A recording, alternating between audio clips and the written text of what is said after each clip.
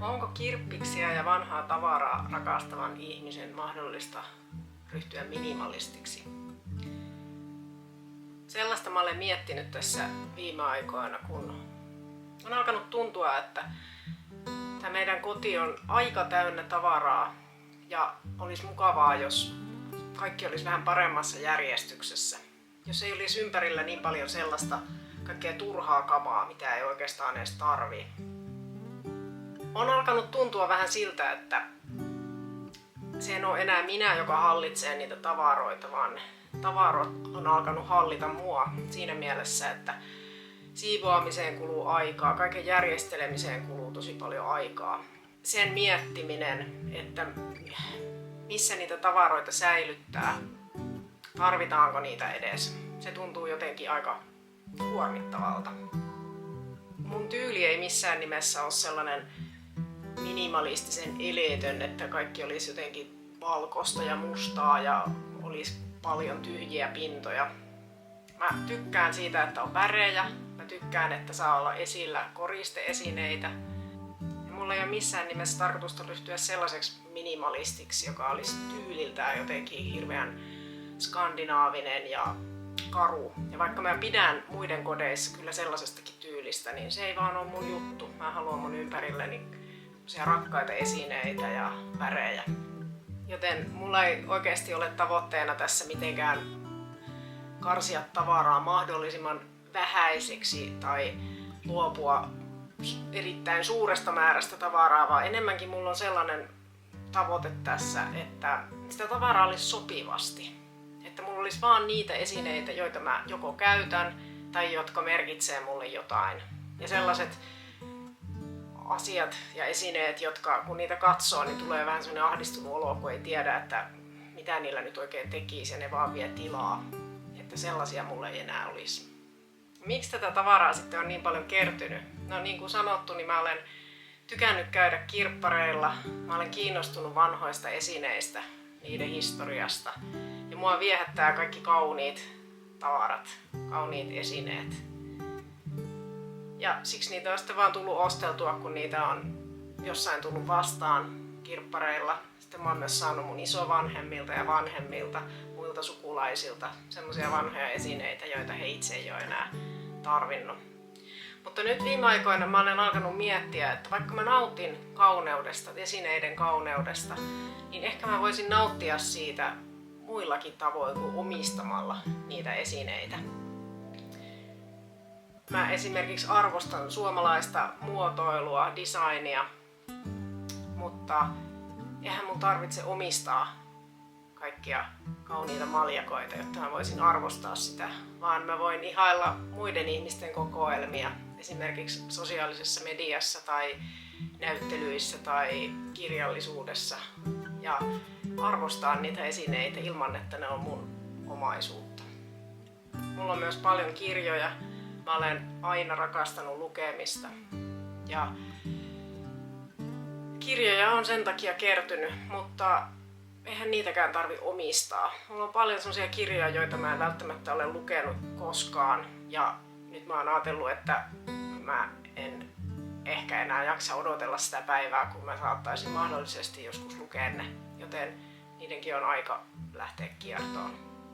Vaatteita mä en ole koskaan mitenkään ihan hillittömästi shoppaillut, mutta toisaalta siihen nähden, että mä teen töitä kotona ja asun maalla, jossa on tosi vähän tilaisuuksia käyttää mitään kukkamekkoja ja korkokenkiä, niin mulla on ihan liikaa sellaisia vaatteita, jotka oikein sovi tähän ympäristöön. Hankalaa tässä minimalistisemman elämän tyylin aloittamisessa on se, että kaikki se tavaran raivaus vie aikaa. Pitäisi olla aikaa käydä ne kaikki esineet läpi, tehdä päätöksiä siitä, että minkä jättää ja minkä laittaa kiertoon. Ja se on työlästä ihan senkin takia, että esimerkiksi vanhoille kirjoille ei ole ihan hirveästi paikkoja, mihin niitä voisi lahjoittaa. Sitten ei myöskään raski heittää niitä roskiin. Ja vaikka tavaroiden myyminen kirpputoreilla, niin sekin on aika työlästä, niiden hinnoittelu ja niiden pöytien hoitaminen. tai ihmisten kanssa kommunikointiin, jos vaikka Facebookissa niitä yrittäisi myydä. Yksi syy siihen, että nämä tavaran raivaukset jääkin tekemättä, on se, että siitä tavarasta voi olla vähän hankala päästä eroon. Se vaatii vähän työtä. Mutta toinen ja vähintään yhtä tärkeä syy mun mielestä on se, että meillä liittyy näihin esineisiin semmoisia hankalia tunteita. Esimerkiksi jos mä oon saanut jonkun tavaran lahjaksi, niin musta tuntuu vaikealta laittaa sitä eteenpäin, vaikka mä enää itse tarttis sitä tai vaikka mä en olisi koskaan edes pitänyt siitä, koska joku on antanut sen mulle lahjaksi ja jollain tavalla ajattelen, että se saattaa loukkaantua, jos mä laitankin sen kirpputorille. Tai mulla on vanhoja isoäidiltä saatuja esineitä, jotka niissä on jotain sellaista tunnearvoa, vaikka ei mun isoäiti ole enää sitä näkemässä, että laitetaanko hänen tavarat kiertoon vai ei. Mutta se tuntuu vaan jotenkin vaikealta laittaa sellaisia perintökalleuksia menemään. Sitten on tietysti vielä se, että jos on jostain maksanut ja vielä ehkä kalliinkin hinnan, niin sitten on itsellä vähän semmoinen, että tuntuu pahalta laittaa sitä pois, kun on käyttänyt siihen rahaa. Varsinkin jos sitä ei voi myydä eteenpäin. Ja entä jos mä vielä joskus tarviin sitä? Meillä on omakotitalo, se ei ole mikään iso omakotitalo, mutta sitä jotenkin ajattelee, että kun meillä kuitenkin on varastotilaa vähän enemmän kuin jossain kerrostaloasunnossa keskimäärin, niin eikö nyt voisi kuitenkin säilyttää näitä, että jos vielä kuitenkin tulee se päivä, kun näitä kaikkea tarvitsee. Mutta nyt mä oon alkanut miettiä, että ehkä tää mun projekti voi olla sellainen, että mä toteutan sitä ihan tosi pieni askel kerrallaan. Eli jos pelkkä ajatuskin siitä, että tämä koko talo pitäisi käydä läpi lattiasta kattoon, tuntuu vähän liialliselta, niin jos mä teenkin niin, että mä käyn vaikka jonkun yhden laatikon kerrallaan, yhden hyllyn kerrallaan, tai sitten ajattelen, että otan joka päivä yhden esineen, joka saa mennä joko roskiin tai kierrätykseen. Jos mä vaan sinnikkäästi jatkan tätä pienten askelten ottamista, niin jossain vaiheessa kaikki on vähän paremmassa järjestyksessä. Ja mä oon myös alkanut vähän kyllästyä sisustamiseen.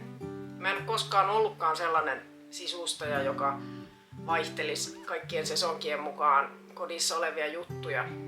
Mutta muutenkin jotenkin se ajatus siitä, että pitäisi vaihtaa kodinsa sisustusta trendien mukaan, niin se tuntuu vähän pinnalliselta. Ja mä en todellakaan ole sitä mieltä, että kaikki sisustaminen olisi pinnallista, koska sisustamista voi tehdä tosi monella tavalla. Voi tehdä ekologisempia valintoja ja voi sisustaa kirppareiden tarjonnalla.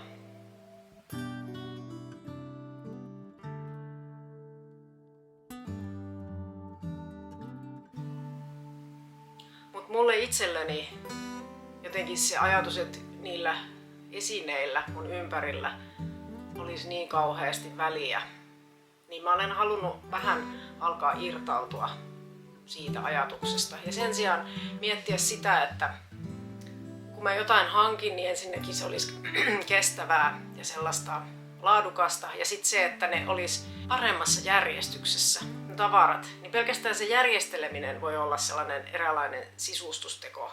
Se, että jos mulla on ihan hirveästi kaikkea hienoa ja tyylikästä ja ne on pelkässä sekamelskassa, niin se ei todellakaan ole kauhean kivan näköistä. Mutta jos mulla on vähän sitä, mitä mä tarvitsen, ja ne on siististi ja järjestyksessä, niin luulen, että se on myöskin silmälle semmoinen visuaalisempi nautinto. Tää mun projekti on vielä tosi alkuvaiheessa. Ja mä en ihan tarkkaan tiedä, mihin tää tulee johtamaan. Mutta nyt mä ajattelen, että tää tulee olemaan sellainen projekti, joka johtaa siihen, että vähemmän on enemmän ja että mä opin olemaan tyytyväisempi siihen, mitä mulla jo on. Koska mä uskon, että sellainen tavarakaos ympärillä voi vaikuttaa negatiivisesti myös mieleen ja siihen, että on niin kuin vaikeampi pitää semmoinen selkeä mieli, jos kaikki on kauheassa sotkussa ympärillä. Ainakin mulla. Mä uskon, että se vaikuttaa näin. Ja jos mä taas saan mun tavarat vähän parempaan järjestykseen ja mulla on vaan sellaista merkityksellistä tavaraa ympärillä, niin ehkä on helpompi pitää myös mieli rauhallisena ja keskittyä olennaiseen. Kiitos taas kun katsoit videon. Mä kiitän myös kaikkia aiempien videoiden kommenteista. Niitä on tosi kiva lukea ja mä nautin niistä todella paljon, että mä saan keskustella teidän kanssa. Poikkea taas toistekin tänne mun kanavalle. Voi hyvin! Moi moi!